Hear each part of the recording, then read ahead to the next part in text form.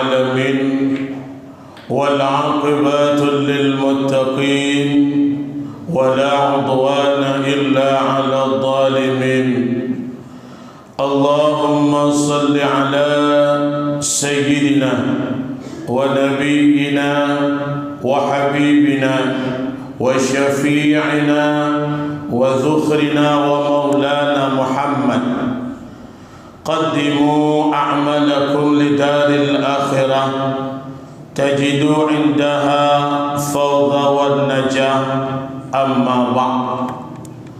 Hadirin kaum muslimin dan muslimat sidang jamaah subuh yang insyaallah dimuliakan oleh Allah Subhanahu wa taala. Ikraman yang mulia kepada guru kita bersama Abu Imam Masjid yang kita cintai ini, dan juga penghormatan kepada Abu Imam Kampung, dan juga kepada pengurus masjid, alim ulama, pimpinan dayah, dan juga pimpinan balai pengajian, serta seluruh hadirin urungsi ulun tuan Ban Bandung sidang jamaah subuh yang insyaallah getanyong Ban Bandung dimuliakan oleh Allah Subhanahu wa taala. Sembari getanyong beriktikaf di rumah Allah yang mulianya, sedikit waktu untuk Al-Fakir memberikan sedikit mau'idah hasanah. Semoga dapat menjadi ulang kaji kepada Al-Fakir dan juga kepada hadirin dan hadirat.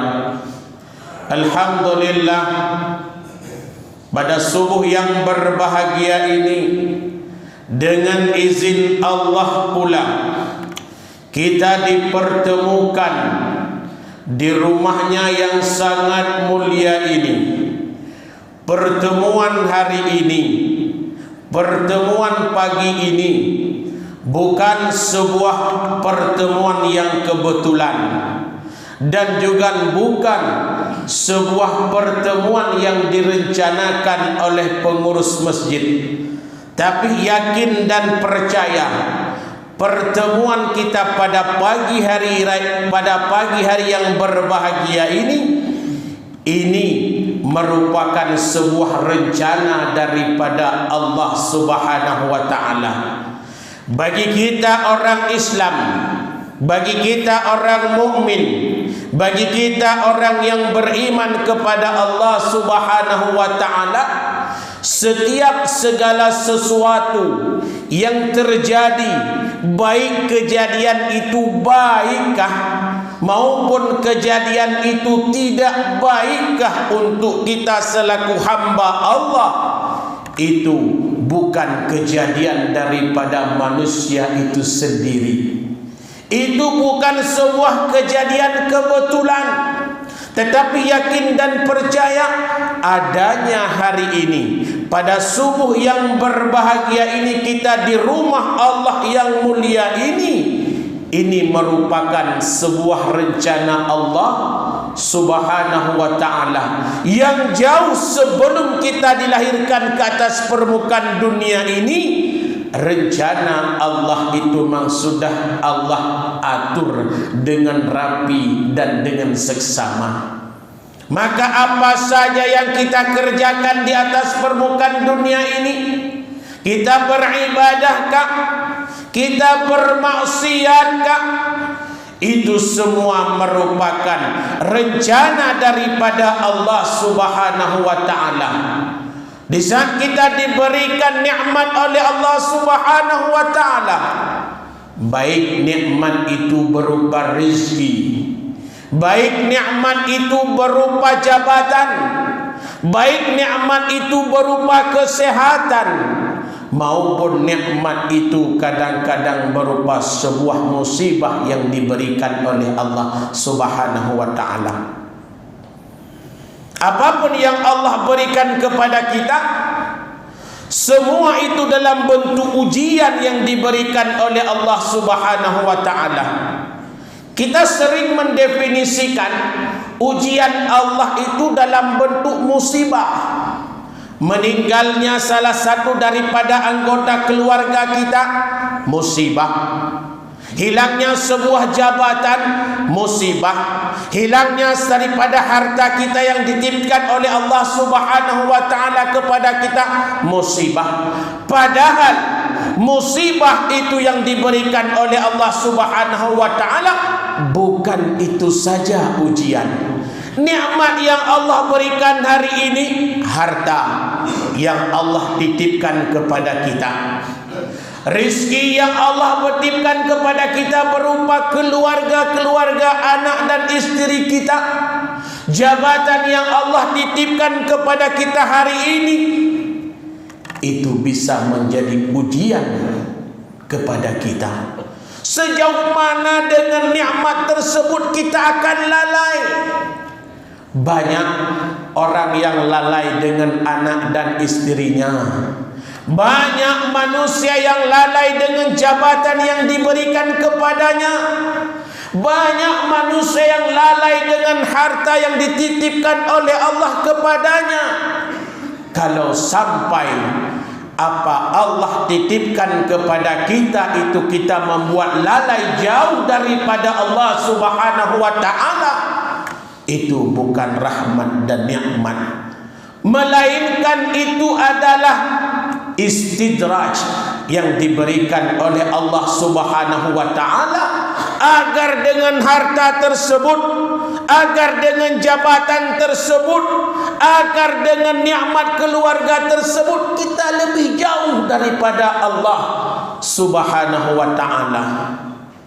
Tapi yakin dan percaya, urang si ulun tuan ban Bandung asa syurga yang insya-Allah dimuliakan oleh Allah Subhanahu wa ta'ala, kita bisa tersenyum di dunia ini, kita bisa merasakan nikmat yang telah diberikan oleh Allah kepada kita di atas permukaan dunia ini. Yakinlah suatu saat apa yang telah Allah titipkan kepada kita berupa harta kah, berupa jabatan kah, berupa keluarga kah, itu semua akan dipertanggungjawabkan di mahkamah Allah Subhanahu wa ta'ala. Tidak ada satupun yang terlewatkan dalam hukum Allah Subhanahu wa ta'ala. Tidak ada satupun yang terlewatkan yang harus kita pertanggungjawabkan. Apakah itu kebaikan yang kita laksanakan di atas permukaan dunia ini, ataupun itu sebuah kejahatan, maksiat kita kepada Allah Subhanahu wa ta'ala. Semua akan kita pertanggungjawabkan. Terlebih-lebih lagi kita seorang laki-laki, karena Rasul mengatakan bahwa setiap laki-laki itu pemimpin. Sebagaimana hadisnya, kullukum ra'in wa kullukum mas'ulun ar-ra'iyah. Setiap kita pemimpin, dan setiap pemimpin itu akan dimintakan pertanggungjawaban di mahkamah Allah Subhanahu wa ta'ala. Uronyo getayo sibuk mempersiapkan diri, mempersiapkan makanan untuk jasmani katanya. Di mana kita ada mendengarkan tempat-tempat kafe baru bagah-bagah saja. Pada dengar na launching kuah belangong awai tayo drognan. Pada dengar makanan-makanan yang hebat awai kita yo drognan. Kita sibuk mempersiapkan makanan jasmani agar tubuh ini sehat. Tapi jarang daripada hadirin-hadirin semuanya, muslimin dan muslimat, yang mempersiapkan makanan rohani. Kadang-kadang jasmani kita nyonyo tegak kuat, tetapi rohani kita rapuh. Bukan hanya jasmani yang harus disirami oleh makanan-makanan yang hebat. Rohani kita juga butuh. Apakah yang dibutuhkan oleh rohani kita ini? Ilmu pengetahuan agama. Itu sangat dibutuhkan oleh rohani. Yang dibutuhkan oleh rohani adalah kita menjadi bahagian daripada hamba Allah yang takwa. Untuk menjadi hamba Allah yang takwa harus ada ilmu, harus ada amal. Untuk dapat beramal harus ada ilmu pengetahuan. Maka mustahil ibadah yang kita kerjakan setiap hari ini akan terlihat sempurna apabila ibadah-ibadah tersebut tidak ada nilai ilmu yang kita miliki. Hana taturi Allah dong. Hana tatoh kiban cara kita bersuci. Hana kita kiban cara kita berwudu dengan benar. Belum faham kita bagaimana hukum mandi yang diwajibkan dalam agama yang benar. Belum kita ketahui yang mana yang menjadi fardu wudu.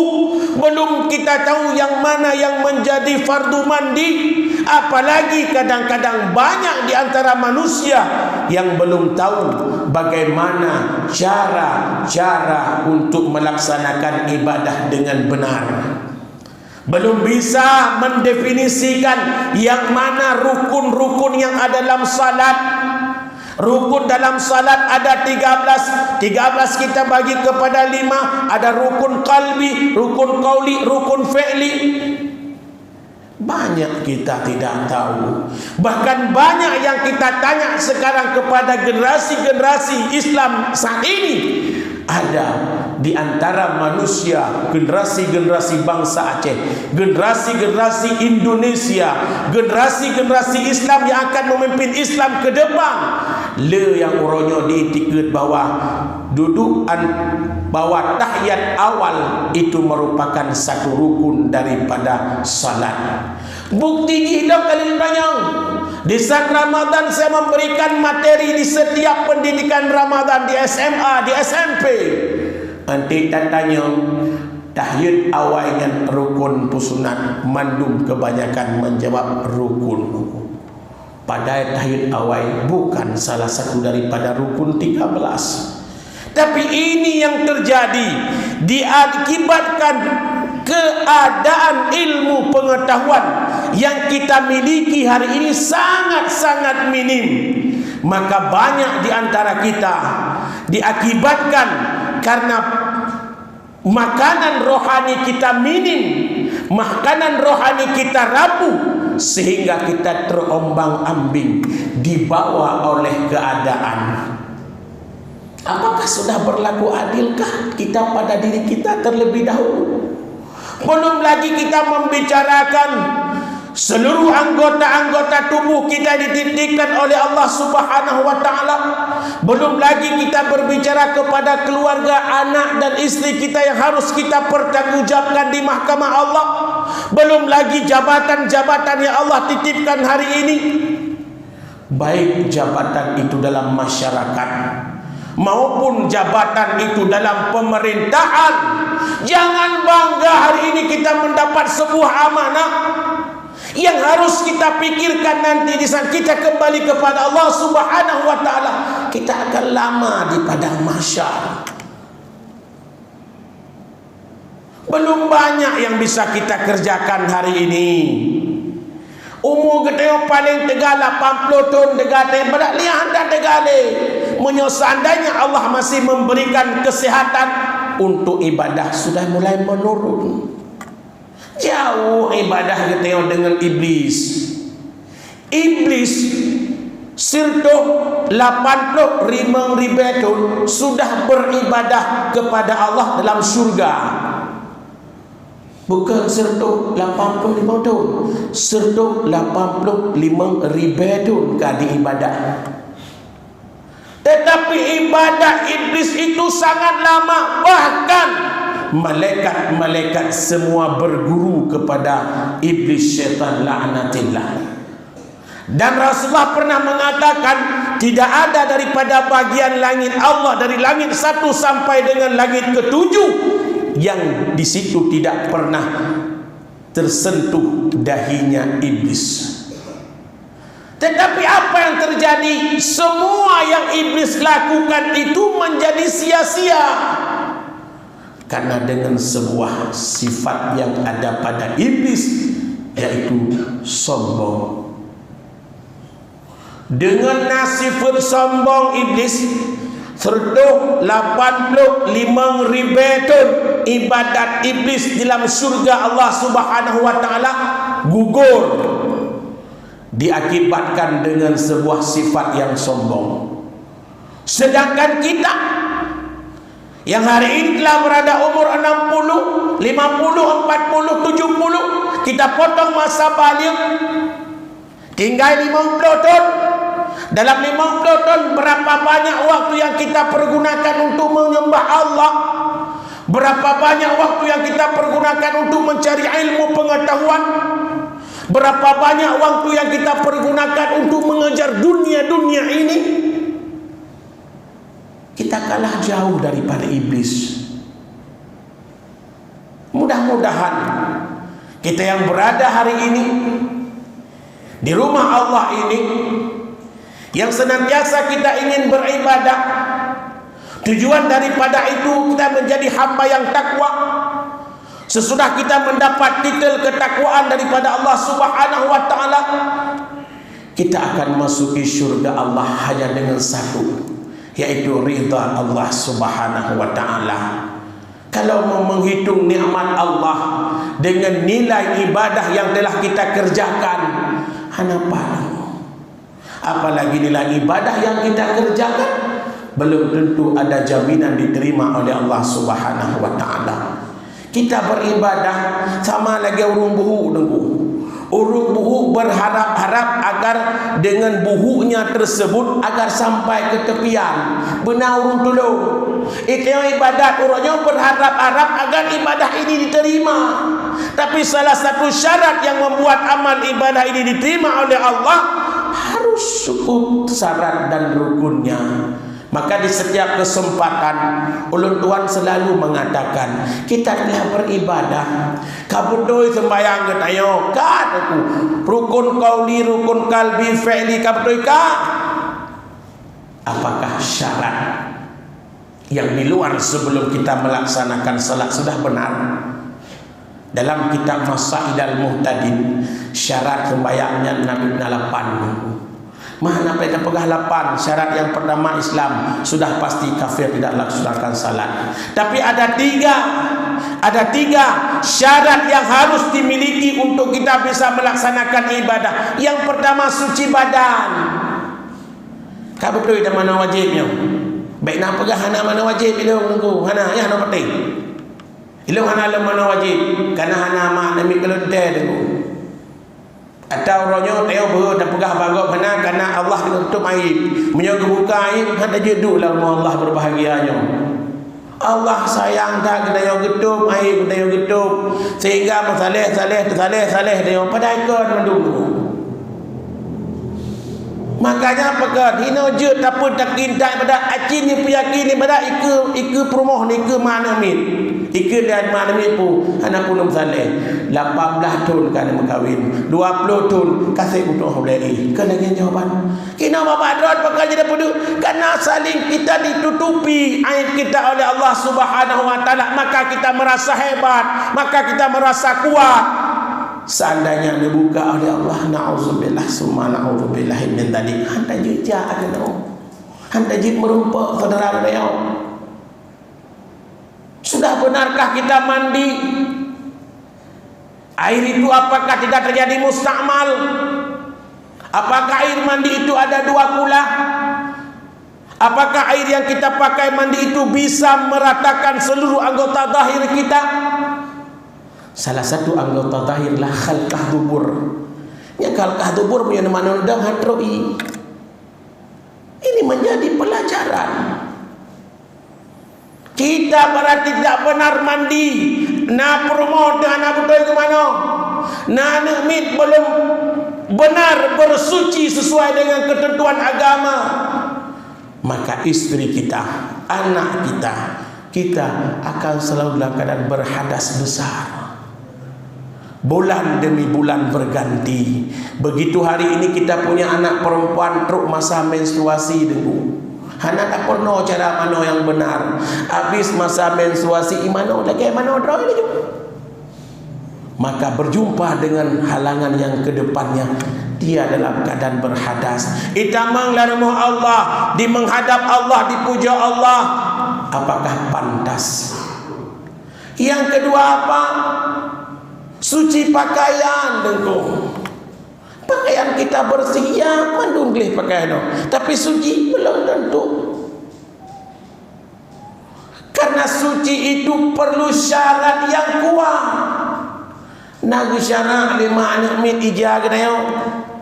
Bek banwa nu buka baju ni celok inan, dicelok lah masa cuci. Icok ilu anak mi atau beklam kadang-kadang walaupun ada pampers bercampur dengan sedikit air kencing anak-anak, icok diaduk.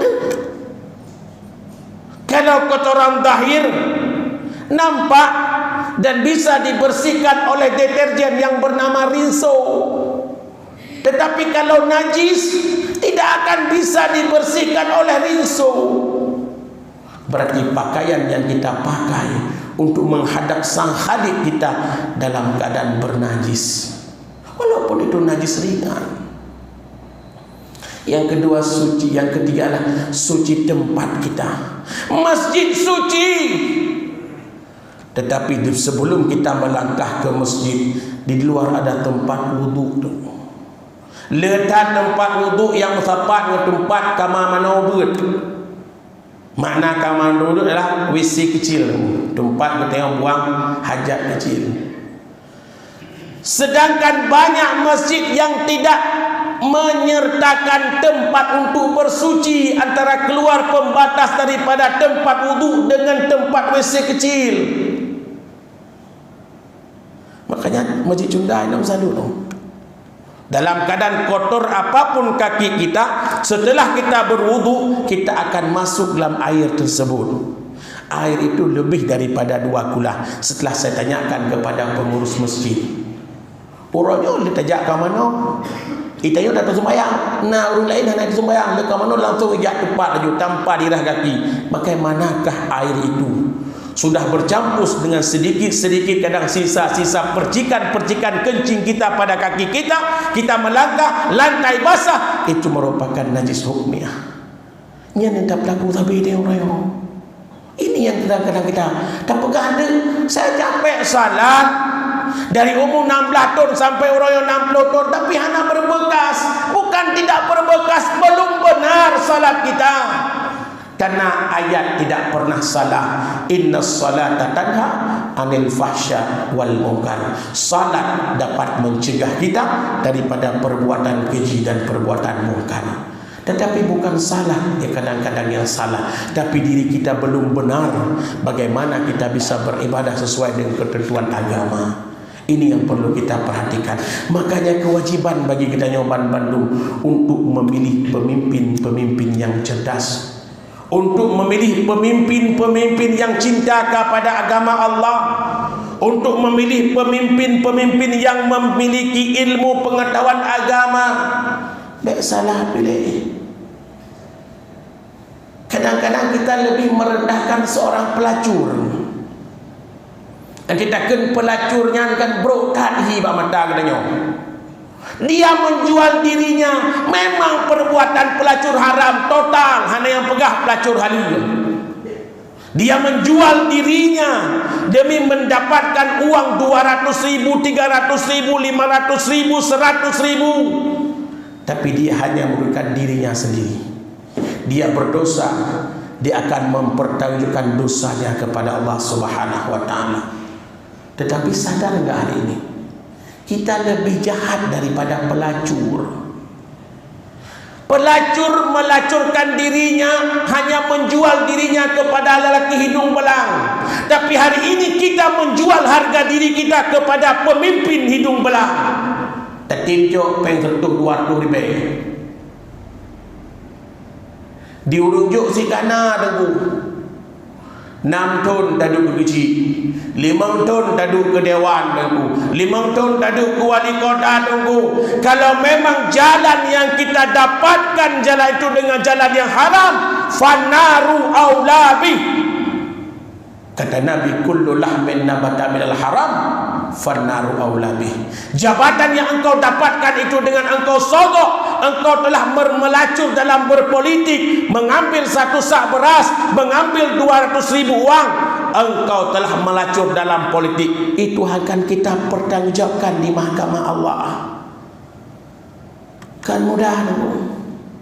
Kan pemimpin mendang yang salah, orang pilih salah je tau. Dengan dosa yang ada kita kepada Allah hansip, apalagi kita berdosa dengan kita mengambil uang daripada saudara-saudara kita yang ingin mengundi nasibnya untuk menjadi seorang pemimpin. Itu makin berat. Makanya Rasulullah sallallahu alaihi wasallam mengatakan, napa buah golongan yang hanya dipilih pemimpin? Yang pertama adalah orang kafir. Orang kafir jelas, dan kita tidak ada pemimpin yang kafir. Yang kedua orang munafik. Yang kedua orang munafik, di saat dia berjumpa dengan kita dia bilang A, di saat dia berjumpa dengan orang lain dia bilang B. Di saat dia sendiri kadang-kadang A kan B kan. Di saat dia kegedayaan ke sembahyang tengku, tang-tang bak fatihahnya 5 minit, begitu khusyuknya dia. Tetapi dia saat dia sembahyang sendiri di rumah, le fatihah langsung di ruku hana dibaca ayat. Cuk atau wajib betul. Itu bahagian daripada orang-orang munafik yang menampakkan nilai-nilai ibadahnya, yang menampakkan nilai sosialnya kepada kita selaku saudara-saudaranya ataupun para masyarakat pemilih-pemilihnya. Yang ketiga adalah orang yang dilarang untuk dipilih menjadi pemimpinlah orang yang fasik. Fasiknya bukan macam ibadah. Fasik itu bukan hanya tidak ibadat, fasiknya hana ilmu fasik. Karena jalannya sebuah pemerintahan, majunya sebuah negara, majunya sebuah daerah maupun kampung ini dikarenakan pemimpin-pemimpinnya yang mempunyai ilmu pengetahuan agama. Baik berangkat kasau pilih aja. Nyo kan thabah kampung dan ku haru kampung rod. Nyo thabah suku ilau. Bukan.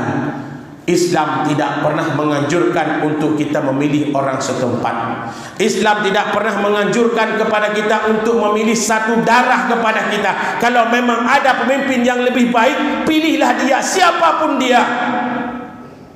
Karena dia akan memimpin kita 6 tahun ataupun 5 tahun ke depan. Salah pilih, salah kebijakan yang diambil. Karena akan majunya Aceh ini, akan majunya kota Luk Semawe ini, akan majunya sebuah desa kampung Menasah Masjid ini, salah satunya terletak pada seorang pemimpin. Kalau pemimpin Luk Semawe memulakan perwal sesudah maghrib sampai dengan isyak, toko kedai kopi wajib tutup. Kan Pak DPR tutup kan? Perwal.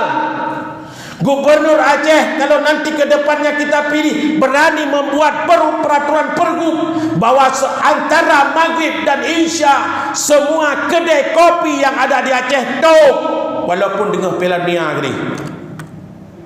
Ada enggak? Baik desa, di desa di kampung yang kita cintai berani enggak mengeluarkan sebuah kebijakan peraturan kursi diteken oleh seluruh tuhabut yang nak alih maghrib sampai isyak tidak ada anak-anak kita yang berkeliaran di warung kopi menyona drop begaduh ngencip anak min anjino permasalahan kan ngencip ya nami pilih ngencip no. Yang kira-kira karak wa Allah karak getamang lauru nyan lale ngencip nah alun kalan aku maka alun begah baik je kedustaan tu karena bicara kita nyonyo dua. Kalau seandainya yang kita bicarakan kepada orang lain itu benar, itu kembali kepada ghibah. Betul itu pegah orangnya, itu kembali kepada ghibah. Kalau seandainya yang kita bicarakan itu enggak ada, kita ada-adakan, itu kembali kepada fitnah. yang gelah tak pegah-bahana. Tapi ini yang terjadi selama ini. Maka jangan salah kepada kita dalam memilih pemimpin-pemimpin untuk negara kita, untuk bangsa kita, untuk provinsi Aceh kita ke depan, untuk kota Lok Semawai, dan juga untuk kampung Menasah masjid yang kita cintai ini. Maju masjidnya ke Bajaroi Momsi, maju masjidnya ke Bajaroi Munggampung, tapi maju masjidnya akibat banyak peran yang dibangun oleh seorang guci dalam kampung tersebut. Kenapa kan peng bagi cik, hana peng bagi ke Munggampung, hana peng bagi cik, baik bangkaya bagi Munggampung, nak pegah korupsi, pak kena korupsi Munggampung. Oh, ada zakat, sudah ada Baitul Mal desa, ada uang masjid, sudah ada BKM. Kita terlalu picik pemikiran. Yang dehsik tungku luka gok yang halu. Sedangkan luka kita yang sudah melebar kemana-mana, kita enggak terlihat. Itulah sifat daripada manusia. Maka jangan salah, carilah pemimpin yang taat, carilah pemimpin yang punya ilmu pengetahuan agama, yang insya Allah mereka akan lebih takut kepada Khaliknya. Jangan pilih pemimpin yang fasik, jangan pilih pemimpin yang bermuka dua, jangan pilih pemimpin yang suka mengadu domba. Satu lagi, orang yang dilarang untuk dipilih menjadi pemimpin dalam kehidupan bermasyarakatlah orang yang mempermainkan agama Allah. Untuk mencapai sebuah tujuan, dia rela membuat agama Allah ini menjadi tameng bagi dia. Karena karap pilih gaji, karap pilih wali kota, nyarata masjid safari. Itu memperkan agama Allah. Lu terpilih tengok Menasah handele. Ngentuki mengampung si anam terpilih. Kali kena buk kereng sabok, kali kena pangkat di atas dua ni kare.